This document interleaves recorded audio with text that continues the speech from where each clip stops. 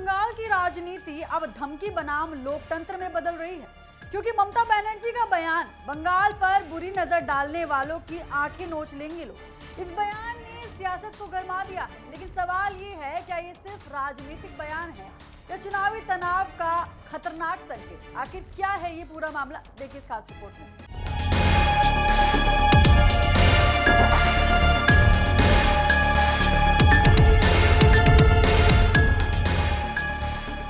पश्चिम बंगाल जहां चुनावी पारा लगातार चढ़ रहा है और इसी बीच मुख्यमंत्री ममता बनर्जी ने एक तीखा और विवादित बयान दिया।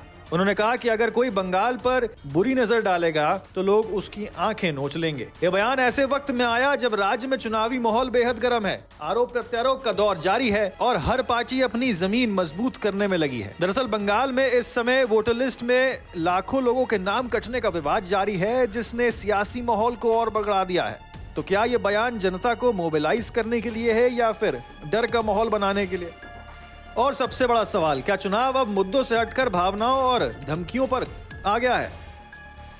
ममता बनर्जी के इस बयान के बाद राजनीतिक गलियारों में हड़कंप मच गया है। विपक्ष ने इसे लोकतंत्र के खिलाफ बताया और कहा कि ये सीधे सीधे धमकी है। वहीं सत्तारूढ़ पार्टी का कहना है कि ये बयान बंगाल की सुरक्षा और अस्मिता की बात करता है। लेकिन सवाल उठ रहा है, क्या एक मुख्यमंत्री का इस तरह का बयान देना सही है? क्या इसे चुनावी माहौल और ज्यादा तनावपूर्ण नहीं होगा? याद रहे, बंगाल में पहले भी चुनाव के दौरान हिंसा और टकराव की घटनाएं सामने आती रही हैं। बंगाल की राजनीति में ये नया नहीं है, लेकिन इस बार दांव बड़ा है। एक तरफ सत्ता बचाने की लड़ाई, दूसरी तरफ सत्ता हासिल करने की जंग।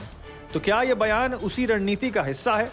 विशेषज्ञ मानते हैं कि बंगाल की राजनीति अब इमोशन और आइडेंटिटी पर ज्यादा टिकी है। जहां एक तरफ वोटर लिस्ट में बदलाव पर सवाल उठ रहे हैं, वहीं दूसरी तरफ नेताओं के तीखे बयान माहौल को और गरमा रहे हैं। चुनाव जैसे जैसे नजदीक आ रहा है, बयानबाजी और भी तेज हो रही है और यही वजह है कि हर बयान अब सिर्फ बयान नहीं बल्कि एक बड़ा राजनीतिक मैसेज बन जाता है।